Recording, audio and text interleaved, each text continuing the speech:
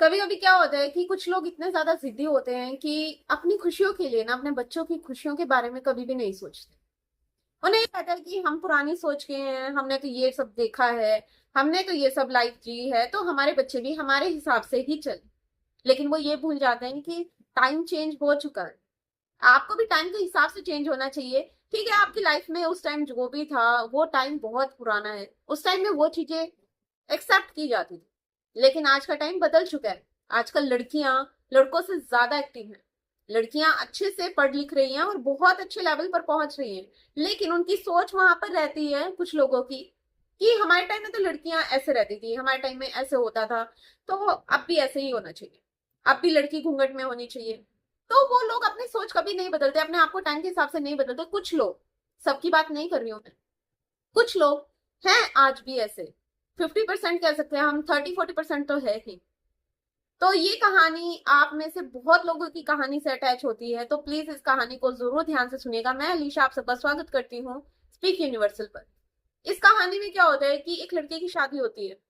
वो लड़की, जैसे सारी लड़कियां अपना घर छोड़कर आती है, कोई वो पहली लड़की नहीं थी, सब लड़कियां अपना घर छोड़कर आती है, एक नए घर में जाती है, एक होप से जाती है कि वहां पर उसे ऐसे मिलेगा, ऐसे मिलेगा। अब उसके साथ, बेचारी के साथ कोई और तो नहीं होता, मैं बेचारी नहीं बोलूंगी, सॉरी।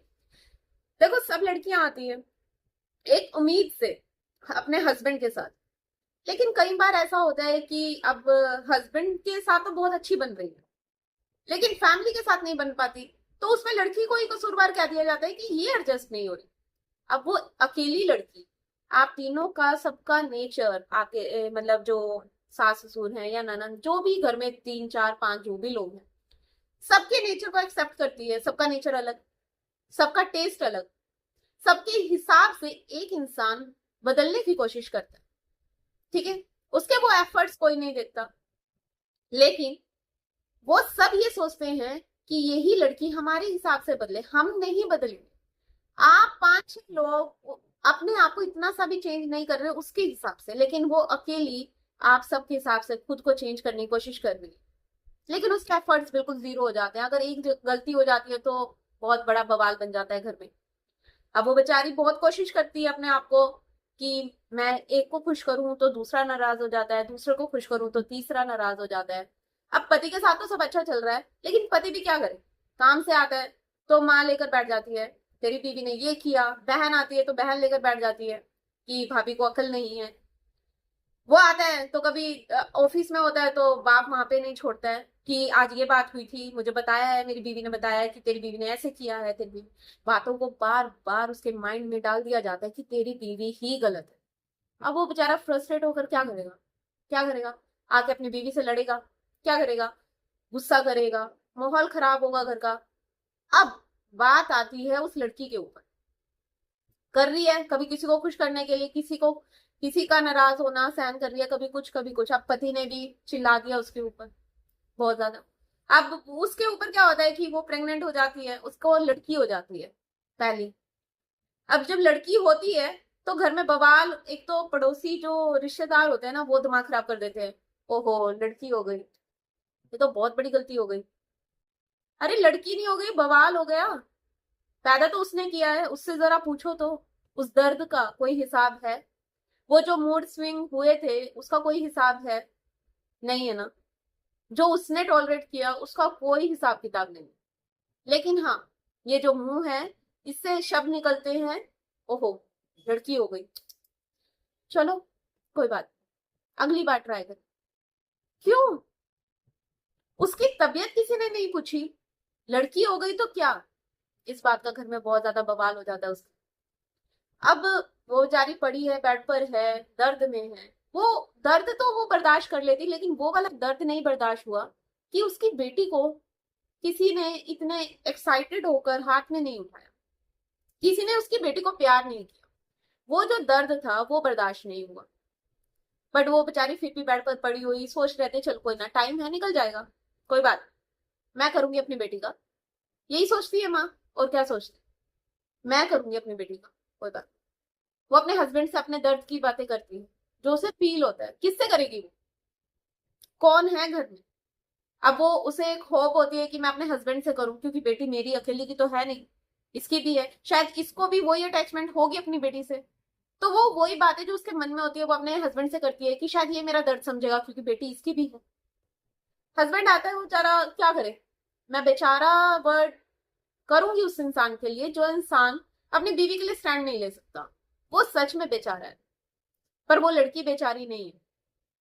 वो बहुत ज्यादा पावरफुल है और बहुत ज्यादा एक्टिव है, बहुत ब्रेव है, पर वो लड़का बेचारा है, बच्चा है, क्योंकि वो स्टैंड नहीं ले सकता ना, इसलिए। अब उसने बात तो सुन ली, गर्दन नीचे कर कर ठीक है, कोई बात नहीं, कोई बात नहीं, ठीक। लेकिन जहां पर स्टैंड लेना चाहिए क्यों नहीं लिया? अब घर वाले टाइम के हिसाब से नहीं बदले, अब क्या हुआ आगे सुनो। वो टाइम चलता रहा, बच्चा 1 साल का हुआ। वो टॉलरेट करती रही, उसकी बेटी को कभी किसी ने हाथ में नहीं लिया, इतना प्यार नहीं दिया, ठीक है, डांट भी देते थे, तो माँ का तो दुख आता ही है ना कि क्या मेरी बेटी के साथ, मतलब इतना प्यार, वरना दादा दादी को कितना प्यार होता है अपने बच्चों से। लेकिन बहुत ऐसे लोग होते हैं जो लड़की होने पर उन्हें ऐसे ऐसे धुतकारते हैं आज भी। तो वो लड़का भी देख रहा होता है जो उसका हस्बैंड है, पर वो कुछ स्टैंड नहीं लेता, कभी नहीं कहता अपने पेरेंट्स को कि क्या है मेरी बेटी है, कभी रोब से नहीं कहा। अब वो लड़की इतनी फ्रस्ट्रेट हो जाती है, वो अपनी बेटी को उठाती है और अपने घर चली जाती है, कहती है मैं नहीं आऊंगी जब तक तुम स्टैंड नहीं लोगे।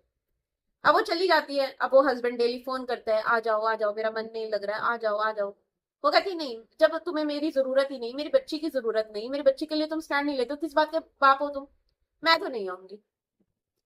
तो बहुत साल निकल जाते, 4-5 साल, वो आती नहीं। लड़का डे बाय हर हर एक दिन उनकी याद में रहता है, लड़की भी याद करती है, पर लड़की क्या करे।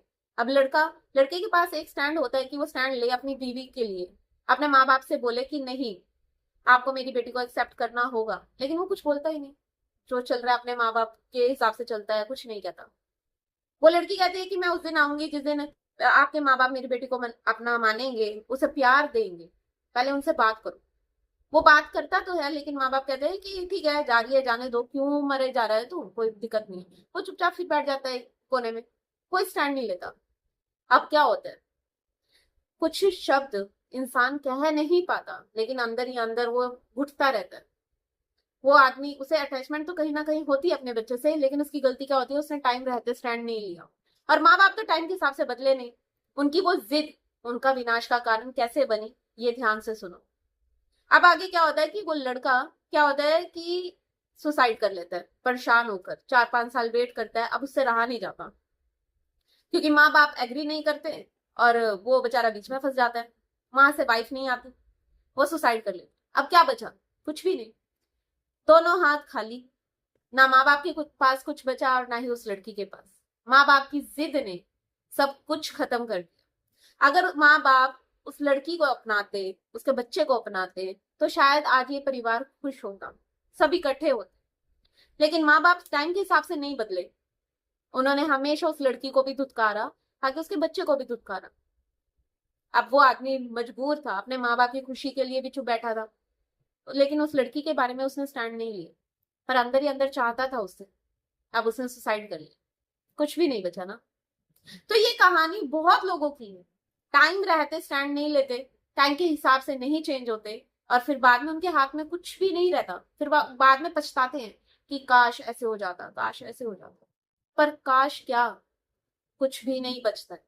तो इसलिए कहती हूँ कि टाइम से पहले ये बुरा टाइम आए, वो सिचुएशन और ज्यादा बिगड़ जाए, उसे वहीं पर ही संभालो। आई होप आपको ये चीज समझ में आई होगी, तो प्लीज मेरे चैनल को लाइक और सब्सक्राइब जरूर कीजिए।